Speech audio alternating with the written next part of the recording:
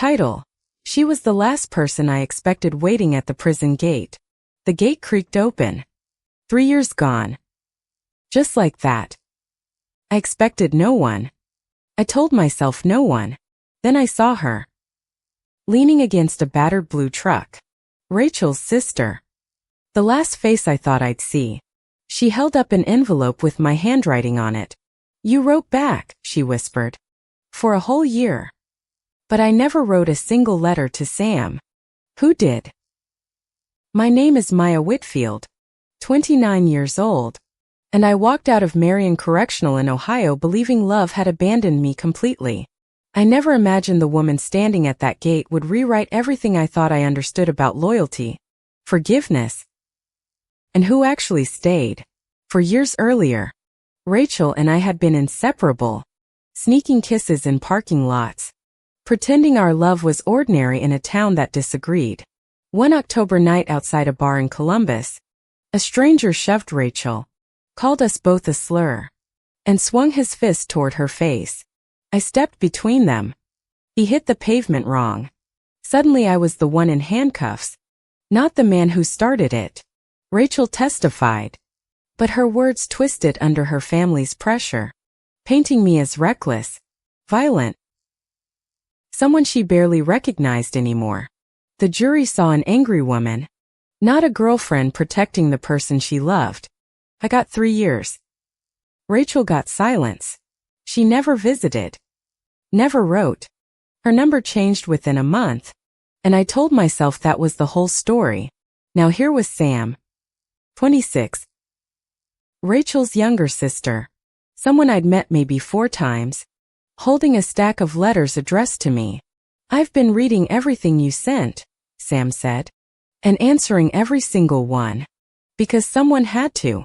I stared at her, certain there was a mistake. I never wrote letters. Not one. Not to anyone in that family. Sam's smile faltered. She pulled out a worn envelope, my name scrawled across it in handwriting that wasn't mine at all. "This isn't my writing," I said quietly, and watched something in Sam's face crack open like a door long sealed shut. Whoever had been writing those letters, pretending to be me, had spent a year building something real with a woman I'd never truly met. Sam drove me to a motel that first night.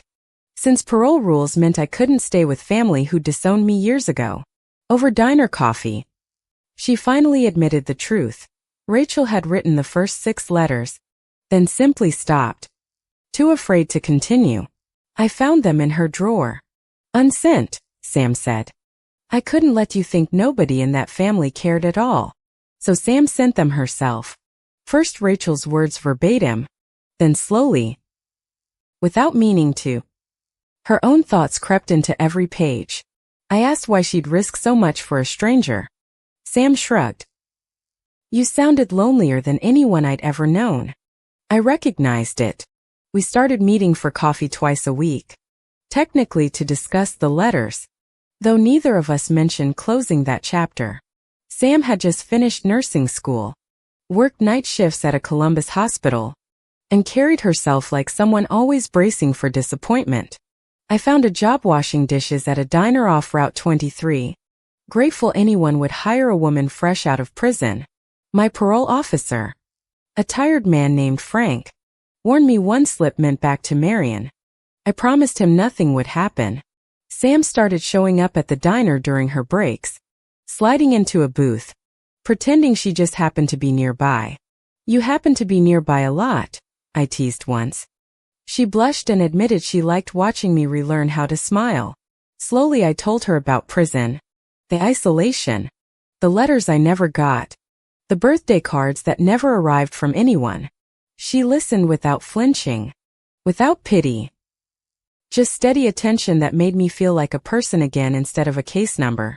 One evening she brought her guitar to the diner parking lot and played badly on purpose just to make me laugh. I hadn't laughed like that in 3 years. Something loosened in my chest. Something I'd locked away the day I got sentenced. Sam confessed she'd never told her parents she was gay, terrified of repeating whatever had shattered Rachel and me apart. "Watching what happened to you and my sister," she said. Taught me exactly how to disappear instead of live honestly. I told her disappearing never actually protects you. It just delays the moment everyone finds out you were hiding the whole time. She looked at me like nobody had ever said something so simple and so terrifying to her at the same time. We started taking longer drives after her shifts. Windows down.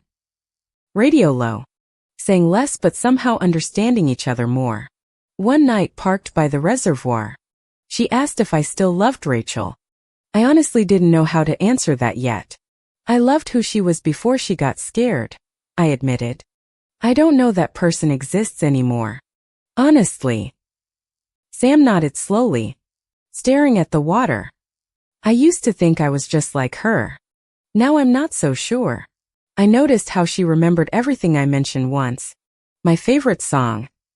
My mother's old recipe. The color of my childhood bedroom. Nobody had paid that kind of attention to me in years.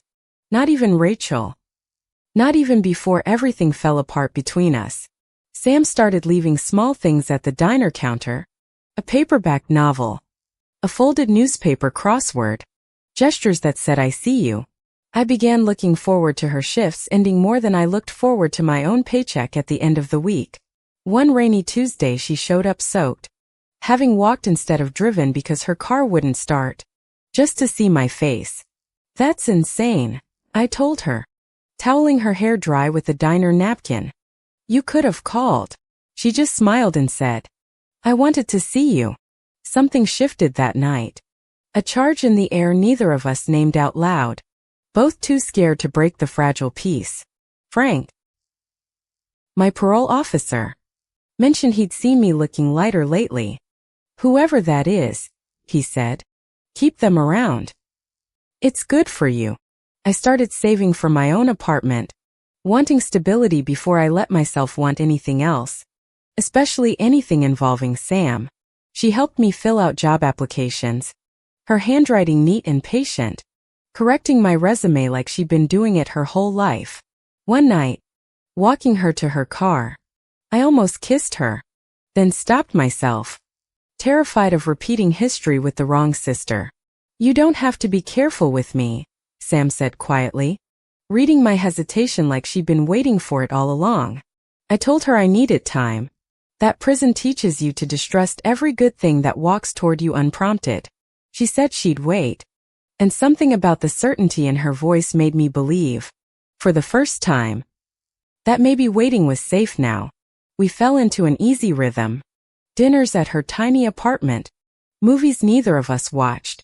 Conversations that stretched past midnight without effort. I met her roommate. Her coworkers. Pieces of a life she was slowly opening to me like rooms in a house long closed off. She never once asked about my case file. My charges. My record.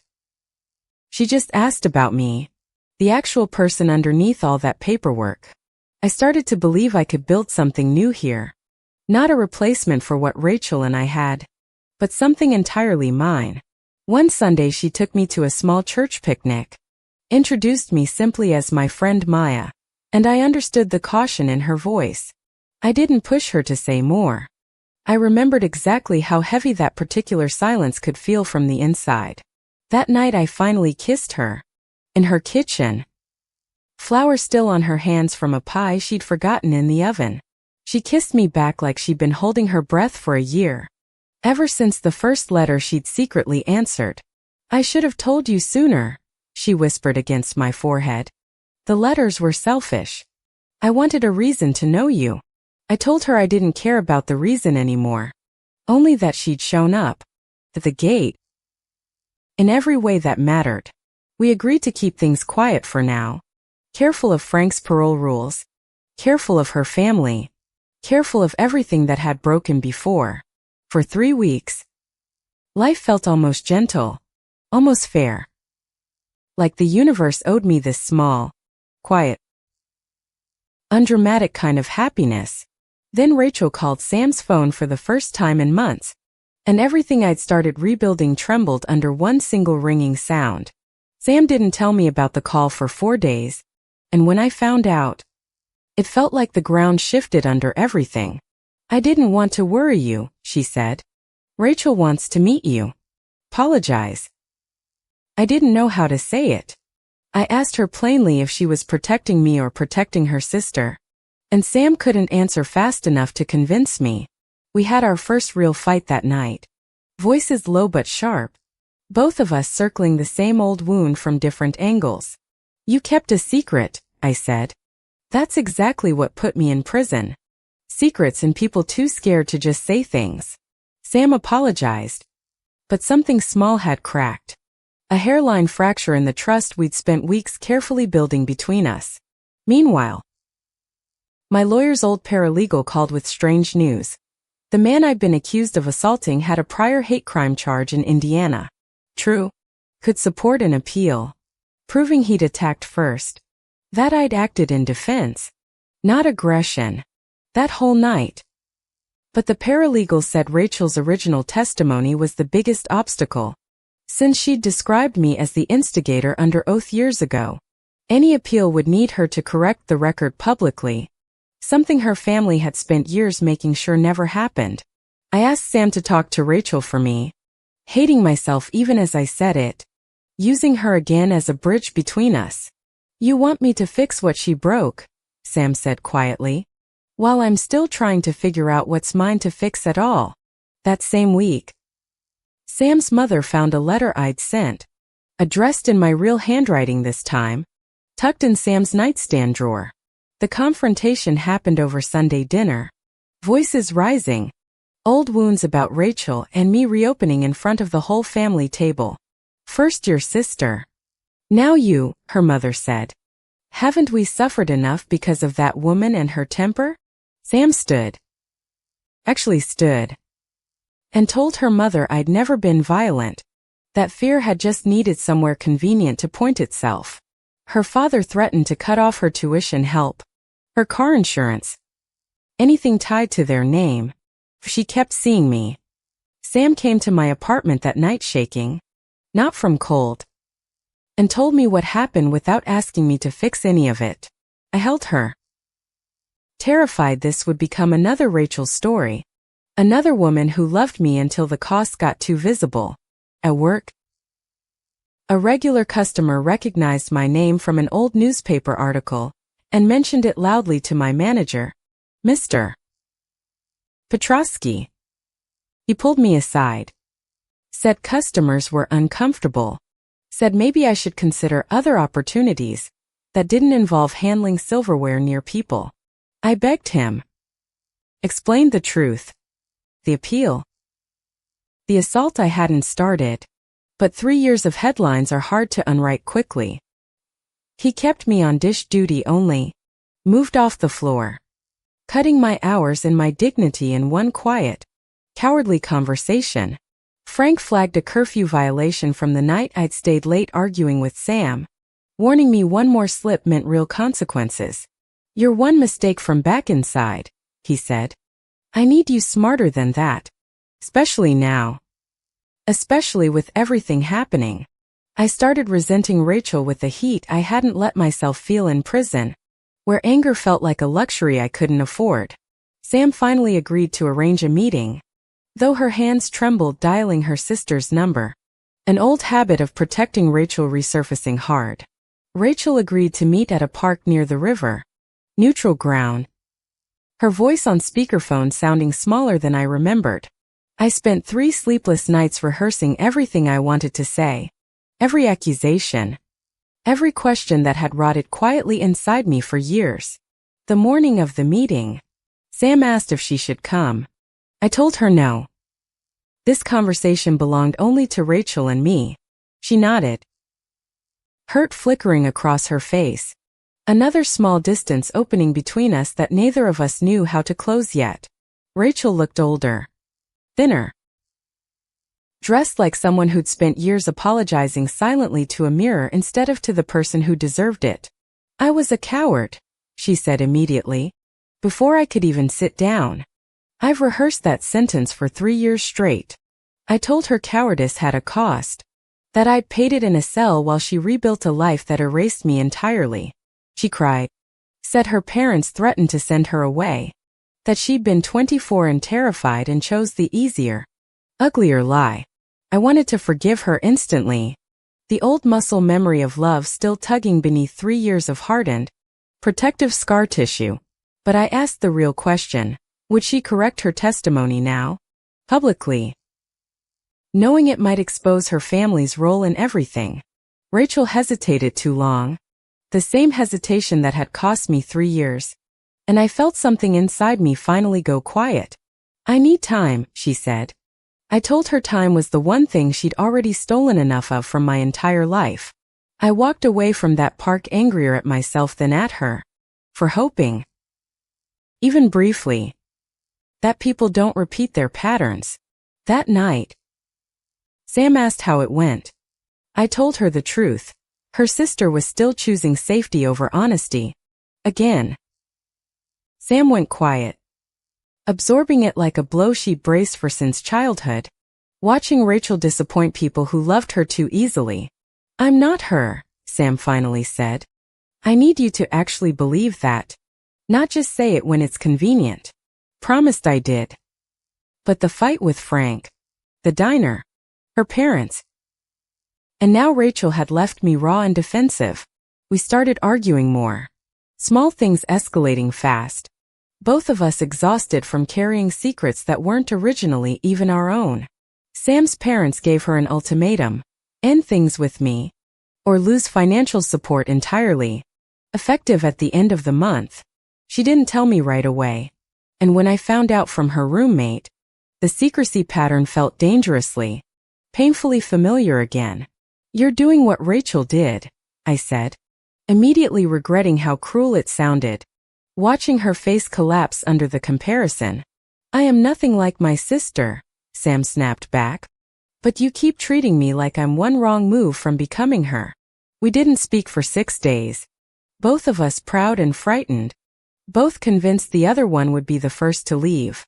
6 days of silence felt longer than any week I'd spent in Marion. Proof that isolation hurts worse once you've tasted connection. I threw myself into work. Took extra shifts. Avoided thinking about Sam by scrubbing every dish in that diner twice. Frank called me in for an unscheduled check. Said someone had reported suspicious behavior. An anonymous tip clearly meant to rattle me. I suspected the man I'd been accused of assaulting, or someone connected to him, trying to intimidate me before any appeal moved forward. That night, my apartment door had scratch marks near the lock. Subtle. Deliberate. The kind meant to warn rather than actually break in. I called Sam without thinking. Old habit overriding pride. And she showed up within 20 minutes despite our 6 days of silence. I don't care about the fight right now, she said. I care that someone's trying to scare you. That matters more. We sat up all night. Her hand in mine. Both of us finally admitting how much the silence had cost us that week. The next morning, Rachel showed up unannounced at Sam's apartment, eyes red, holding a folder of old messages between her and the attacker's sister. He bragged about it, Rachel said, to his sister. Right after it happened, she kept the texts. She finally sent them to me. The texts confirmed what I'd always known. He'd started the attack, called us slurs, thrown the first punch before I ever moved. Rachel finally agreed to give a sworn statement, admitting her original testimony had been shaped by fear and her parents' influence. I should have felt triumphant. Instead, I felt exhausted, grieving the years this correction couldn't actually give back to me. My lawyer filed the appeal within the week, citing new evidence, Rachel's amended statement, and the attacker's documented history of similar assaults. Frank, hearing the news, actually smiled for the first time since I'd met him. This could clear your record completely, he said. But the attacker's family found out about the appeal and sent word through mutual friends that Rachel should reconsider her new statement. Rachel called me that night, terrified, asking if it was worth the pressure her family was suddenly facing all over again. I told her honestly that I couldn't make that choice for her twice, that this time the courage had to be entirely hers. Sam sat beside me through the call, steady, present. Nothing like the girl who'd once hesitated about a picnic introduction months ago. 2 days later, Rachel's father showed up at my diner, demanding I drop this, offering money like the past could simply be purchased back. I refused. Calmly. Watching a man who'd helped erase 3 years of my life try to buy his way out of accountability. That confrontation, witnessed by half the diner, somehow shifted public opinion. Whispers turning from suspicion toward quiet, cautious sympathy for me. Mr. Petrosky, my manager, actually apologized, put me back on the floor, said he'd misjudged the whole situation from the very beginning. Meanwhile, Sam's parents heard about her father's diner stunt through gossip, and something in her mother's resolve seemed to genuinely soften slightly. Maybe I was wrong, her mother admitted quietly one evening. The first crack in 3 years of carefully maintained family denial. Sam cried when she told me. Not from relief exactly, but from finally being seen after years of feeling invisible beside Rachel. The court date for my appeal got set for 6 weeks out, and the waiting felt heavier than the 3 years already served. I started having nightmares again, waking up convinced I was still in Marion, that Sam and this whole life was just illusion. She'd hold me through it, whispering that I was safe, that this time someone was actually staying, actually choosing to remain. Rachel and I met one more time, briefly. And for once, the conversation felt less like grief and more like actual closure. I hope you find whatever this is, she said, glancing at the way Sam waited for me outside. Because I never had the courage to. I told her courage isn't something you're born with, it's something you practice. Sentence by sentence. Choice by frightening choice. She nodded. And for the first time in 3 years, I felt something close to peace settle where resentment used to live. A week before court, the attacker himself was arrested again, this time in Indiana, for another hate-motivated assault outside a different bar.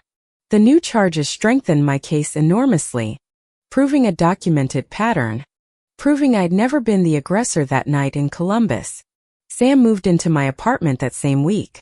Unofficially at first, her toothbrush appearing beside mine like the most natural thing imaginable. Her parents, still adjusting, agreed to meet me properly, over dinner. No ultimatums, just careful, awkward, genuinely trying conversation. Her father barely spoke, but he shook my hand at the door, which from him apparently counted as a real olive branch.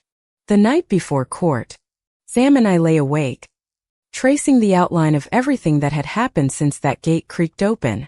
Whatever happens tomorrow, she said, I'm not going anywhere. Not like Rachel. Not like anyone before me. I'm staying. I believed her completely. In a way I hadn't let myself believe anything since the day the jury read their verdict aloud. Court morning arrived gray and cold. Sam beside me in the front row. Rachel 2 rows back. My mother unexpectedly present as well. My mother hadn't visited once in 3 years, but she squeezed my shoulder before I walked up, whispering, I should have come sooner. The judge reviewed the new evidence. Rachel's amended testimony, the attacker's documented pattern, and the original trial's clear procedural failures. My lawyer argued self-defense, wrongful conviction, and asked for full expungement, watching the judge's expression for any readable sign at all. The prosecutor, surprisingly, didn't fight hard. Perhaps aware how badly the original case would look under fresh public scrutiny. The judge called a recess to review documents, and those 40 minutes felt longer than entire months inside Marion's gray walls. Sam held my hand so tightly I lost feeling in 3 fingers, neither of us breathing normally until the bailiff called us back in. I stood as the judge began speaking, Sam's hand still locked in mine, my whole future balanced on the next few sentences. In light of new evidence, the judge began, and the entire courtroom seemed to lean forward, waiting. Exactly like I was. This court vacates the original conviction and orders full expungement of Maya Whitfield's record. Effective immediately, the judge announced, voice steady. The courtroom erupted quietly, restrained relief rippling through rows of family and strangers who'd somehow become invested in my story. Sam threw her arms around me before I even processed the words, sobbing into my shoulder. 3 years of injustice finally, officially undone. My mother cried openly in the third row, decades of silence between us cracking open into something that finally resembled forgiveness.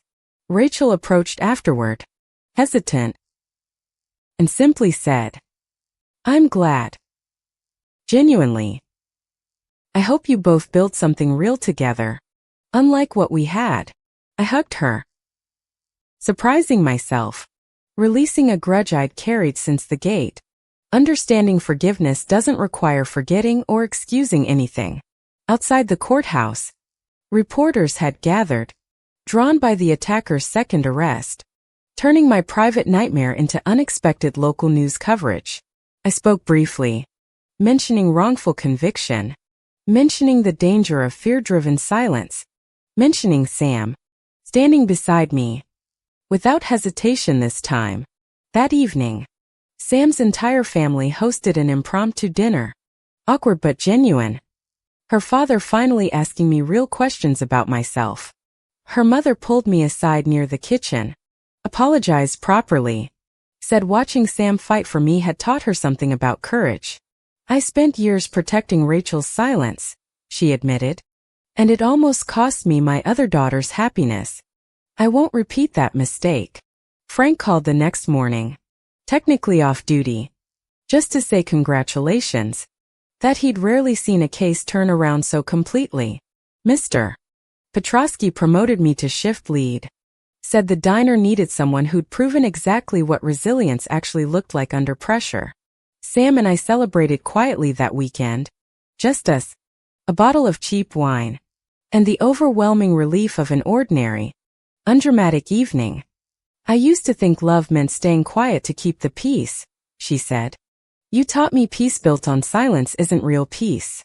I told her the letters, even the ones written under someone else's name, had kept something alive in me I thought prison killed completely. She pulled out the very first letter, the one supposedly from me, and finally read me the words she'd written that night. It described a woman she'd never met but somehow already loved, brave enough to protect someone even at devastating personal cost. I fell for the version of you I imagined, she said, and somehow the real you turned out even better than that. I laughed. Something easy and light, a feeling I hadn't trusted myself with in years. Maybe not since before that bar fight happened. 3 months later, my record fully cleared. I got promoted to assistant manager, finally earning enough to move into a real apartment. Sam moved in properly this time, her name added to the lease, her books mixed with mine on shelves we'd built together. Her parents visited often now, awkward but trying. Her father once bringing tools to fix our leaking sink without being asked. Rachel and I stayed distantly cordial, exchanging occasional messages. 2 women who'd loved each other once and survived becoming something else entirely. One evening, watching sunset from our fire escape, Sam turned to me suddenly, nervous in a way I hadn't seen before. I know it's fast, she said, but I've never been more certain of anything. Move through life with me. Officially. Completely. She held up a small ring. Simple. Clearly bought on a nurse's modest salary. Trembling slightly as she waited for my answer. I said yes before she finished the sentence, tears mixing with laughter. The gate of Marion feeling impossibly distant in that exact moment. We got married the following spring. Small ceremony. Her family present. My mother crying again. Frank unexpectedly attending in his one good suit. Rachel sent flowers with a card that simply read, "You found your person. I'm genuinely happy for you both. Truly." Standing at that prison gate 3 years ago, I never imagined freedom would mean more than just walking away from Marion's walls.